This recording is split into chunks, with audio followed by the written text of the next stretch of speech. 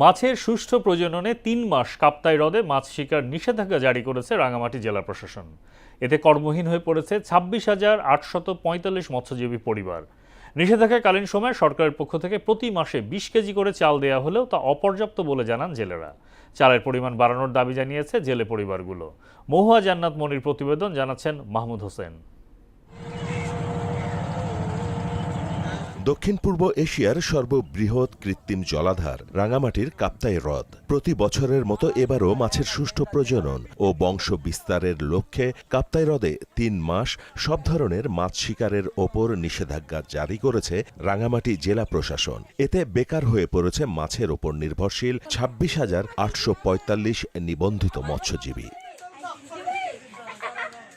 কাপ্তাই হ্রদে মাছ শিকারে নিষেধাজ্ঞাকালীন সময়ে সরকারি উদ্যোগে প্রতি মাসে ২০ কেজি করে চাল দেয়া হলেও বর্তমান বাজার দরের ঊর্ধ্বগতিতে তা অপর্যাপ্ত উল্লেখ করে সহায়তার পরিমাণ বাড়ানোর দাবি জানিয়েছেন জেলেরা।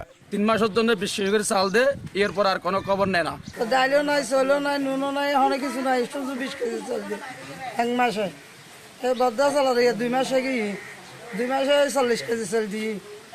৪০ কেজি চলে কি আর সংসার চলে? নাতি আছে, ছেলে মেয়ে আছে, বউ আছে, ওদের কি ৪০ কেজি দিয়ে হয় না ২০ কেজি দিয়ে হয়? এটার জন্য আমরা আবেদন করতেছি। সরকার আমাদের শুধু ২০ কেজি চাল দেয়, ২০ কেজি চাল আর পুরায় না। ৪ জনে একজনও যদি কাট করে একজনও পাইছে, পুরুষ খাইছে ২ জন, ও ২ জনের চলে পাচ্ছে, আর ৩ জনে তো পাচ্ছে না।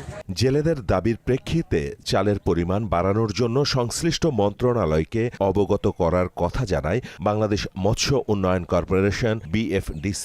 এখানকার জেলেদের বা অন্যান্য যারা সংশ্লিষ্ট এই পেশার সাথে জড়িত সবারই একটা দাবি ছিল যে এইটাকে যাতে ৪০ কেজি করা হয় অথবা ন্যূনতম ৩০ কেজি যাতে করা হয়। তো এটার জন্য জেলা প্রশাসন, তারপরে BFDC এবং মৎস্য দপ্তর আমরা এটা নিয়ে কাজ করছি। আমরা আমাদের মন্ত্রণালয়ে এই বিষয়ে আমরা জিনিসটা অবহিত করেছি।